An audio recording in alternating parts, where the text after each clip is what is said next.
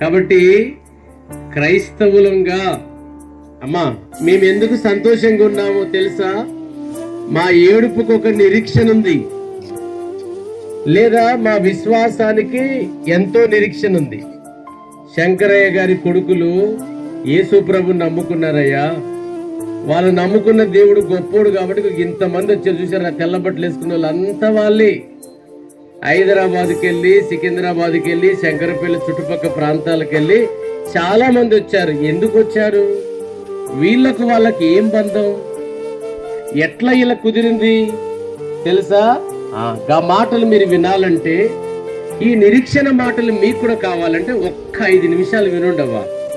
మేము ఎందుకు సమాధి చేస్తున్నాం తెలుసా?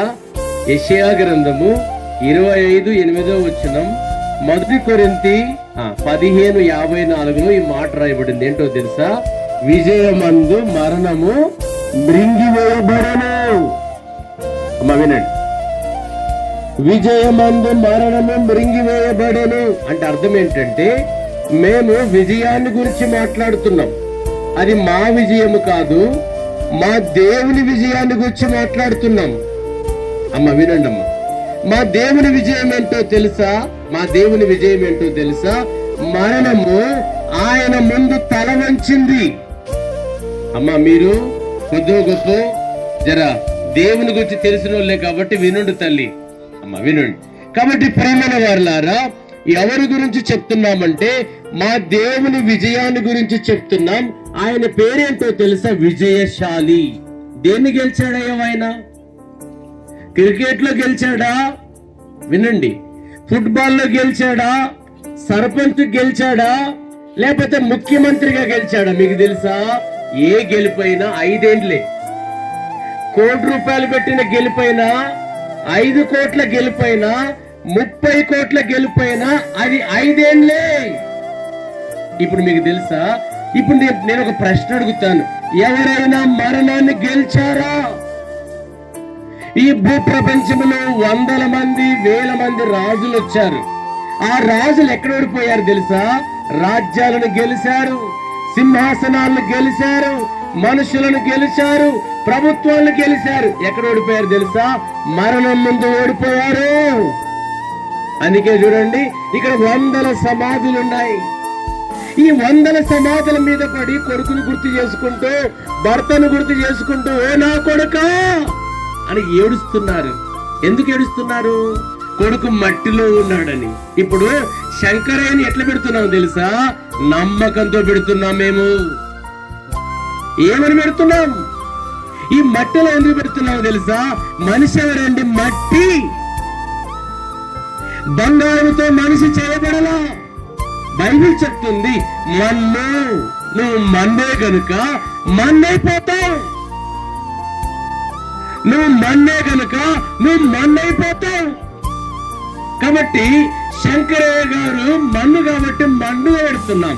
కానీ ఆయన నమ్మకం మన్ను కాదు, ఆయన విశ్వాసం మన్ను కాదు. ఏంటో విశ్వాసం తెలుసా? నా యేసు ప్రభు చచ్చిపోయి లేచాడు. ఈ భూ ప్రపంచంలో యేసు ప్రభు వారి సమాధి ఖాళీగా ఉంది. అయ్యా వినో, యేసు ప్రభు వారి సమాధి ఖాళీగా ఉంది. ఈ భూ ప్రపంచంలో యేసు ప్రభు వారు ఒక్కరే సమాధిని గెలిచారు. మరణముతో సవాల్ విసిరారు. ఓ మరణమా, నీ విజయం ఎక్కడా? ఓ సమాధి, నీ ముల్లెక్కడా? అందుకే ఈ భూలోకానికి యేసు ప్రభు వారు మానవుడిగానే వచ్చాడు. మానవుడిగానే వచ్చాడు. అయితే ఆయన దైవాంశ సంభూతుడిగా బతికాడు. పాపము లేని వాడిగా బతికాడు. పాపము లేని వాడిగా బతికాడు. పాపము చేయని వాడిగా బతికాడు. కడపడిగా ఈ పాపల కొరకే, ఈ పాపలమైన మన కొరకే చనిపోయాడు, సమాధి చేయబడ్డాడు, 3వ దినము తిరిగి లేచాడు. ఎవరైనా విన్నారా? సమాధి గెలిచిన వారు ఎవరైనా ఉన్నారా? ఆషామాషి కాదయ్యా. చేతుల్లో శీలలు, కాళ్ళలో మేకులు, పక్కలో బెల్లం పోతూ యేసయ్య శరీరం నాగటి చాళ్ళ వేళ దున్నబడింది. సమాధి బొందలు పెట్టారు. ఆయన్ని బొందలో నుంచి చీల్చుకొని వచ్చాడు. తెలుసా? ఆ నమ్మకంతో మేము బతుకుతున్నాం. మేము ఒకవేళ పేదవారంగా మీరు అనుకున్నాడు శేఖర్కు పెద్ద ఇల్లు లేకపోవచ్చు, బంగారు నగరం ఉందయ్యా. యోహాను సువార్త 14వ అధ్యాయంలో యేసయ్య చెప్పాడు, శేఖర్కు బంగారు నగరం ఉంది. ఎందుకో తెలుసా? ఆయన నమ్ముకున్న దేవుడు బంగారపు దేవుడు, ఆయన నమ్ముకున్న దేవుడు సజీవమైన దేవుడు. ఇప్పుడు ప్రశ్న ఏంటంటే, ఇప్పుడు మేము ఏడవడములా విలాపం చేయుచున్నాం. ఏంటా విలాపం అంటే, ఇప్పుడు శంకరయ్యను చూస్తాం, ఆయన యేసుక్రీస్తును నమ్మి హృదయంలో మారు మనసు పొంది పాపాలు ఒప్పుకున్నది హృదయపూర్వకంగా నిజమైతే ఆయన విశ్వాసం ఆయన లేపుతుంది. యేసయ్య మధ్యాకాశానికి వస్తాడు, ఈ సమాధులన్నీ తెరవబడతాయి. ఎలారా? ఏ సమాధి మీద పడి ఏడుస్తున్నారు? అయ్యో నా కొడుకు, నా భార్య, నా పిల్లలు, నా మేనల్లుడు, నా అల్లుడు, నా బిడ్డ ఏడుస్తున్నారు. ఈ సమాధులన్నీ తెరవబడతాయి. అయితే ఈ సమాధుల్లో ఉన్నవారు మేల్కొని 2 మార్గాల్లో వెళ్తారు.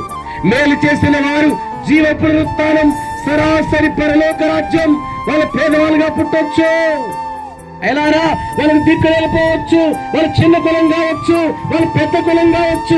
యేసు ప్రభు నమ్ముకున్న వారు సరాసరిగా పరలోకం పోతారు. ఎందుకో తెలుసా? 32 కీర్తనలు, తమ అతిక్రమములకు పరిహారమునందిన వాడు తన పాపాడు తిరిగి లేచాడు, ప్రభు దగ్గరికి పోతారు. ఇంకొంతమంది ఉన్నారు చూసారా అమలారా? ఎవరైతే రక్షణ పొందలేదో, మాది గొప్ప, మాది సత్యం, మాదే నిజం అనుకొని బతికి శిష్టాంతం, ఒకటి మంచి చెప్తే వినకపోయా, ఒకటి మంచి చెప్తానమ్మా, చెప్పుకోరా బాయ్, చెప్పుకో, నాది నాదే, నీది నీదేరా బాయ్, ఏం చేస్తావు అని మదమెక్కి మాట్లాడతాను చూడు. వాళ్ళందరూ ఎలారా?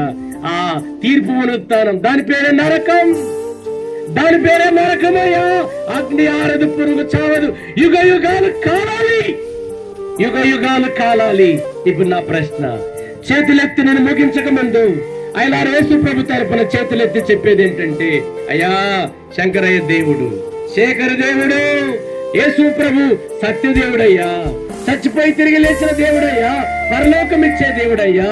నా పేరు నరసింహరావయ్యా, మా నాన్నగారి పేరు వెంకటేశ్వరరావు, మా అన్నయ్య పేరు నాగేశ్వరరావు. నేను కూడా ఈ వరంగల్లో ఒక 5వ కుటుంబంలో జన్మించాను. లోకంలో దేవుడు లేడు పోరాబాయి, నేనే దేవుని రా అన్నాను 22 సంవత్సరాల వరకు. ఏ దేవుడు లేడు పోరాబాయ్, నేనే దేవుడు రాని బతికాను, కావురం బట్టి బతికాను, లెక్క లేకుండా బతికాను, ఇష్టానుసారమైన జీవితం బతికాను. చివరికి ఎక్కడికి తీసుకొని తెలుసా? చచ్చిపోదామని రైలు కింద పడదామని పోయాను. అయితే 2000 సంవత్సరములు నా కళ్ళు తెరిచాయి. నా మదం, నా యొక్క కావురం, నాకున్నదంతా తొలగిపోయింది. యేసయ్య నా హృదయంలోకి వచ్చాడయ్యా, శాంతి దొరికింది. గత 25 సంవత్సరాలుగా ఆనందం దొరికింది. ఎవరు తీసివేయాలన్న ఆనందాన్ని? పర్మనెంట్ జాయ్, నిత్యమైన సంతోషం, నిత్యమైన ఆనందం, పరలోక జీవాన్ని పొందాను. కావాలంటే ఒకటే మాట, యేసే మార్గం, యేసే సత్యం, యేసే జీవం, పరలోక రాజ్యానికి ఏకైక మార్గం యేసు ప్రభువే. ఆ విశ్వాసముతో ఈయన సమాధి చేస్తున్నాం. యేసయ్యా గట్టి గింజగా చేశాడయ్యా. మీకు తెలుసుగా, పప్పాయి చెట్టు ఉన్నాయి చూడండి, వరి చేనులు ఉన్నాయి చూడండి, గింజలు గట్టిగా భూమిలో పెడితే అవి చచ్చిపోయి మళ్ళీ మొలకెత్తుతాయి. మనం కూడా అంతే, మనం భూలోకానికి వచ్చాం, చచ్చిపోయాం, బొంద చేస్తున్నారు. మనం గట్టి విశ్వాసం అయితే, గట్టి గింజలమైతే మళ్ళీ తిరిగి లేస్తాం. నువ్వు లేస్తావా? ఒక్క మాట, నువ్వు పరలోకానికి వెళ్తావా? లేవచ్చు, గాని పరలోకం అయ్యా మంచి దేవుడయ్యా, చనిపోయి తిరిగి లేచిన మంచి దేవుడయ్యా, పరలోకం ఇచ్చే యేసు రక్షకుడయ్యా. ఆయన మిమ్మల్ని దీవించును గాక. ప్రార్థన చేద్దాం, కళ్ళు మూసుకోండి.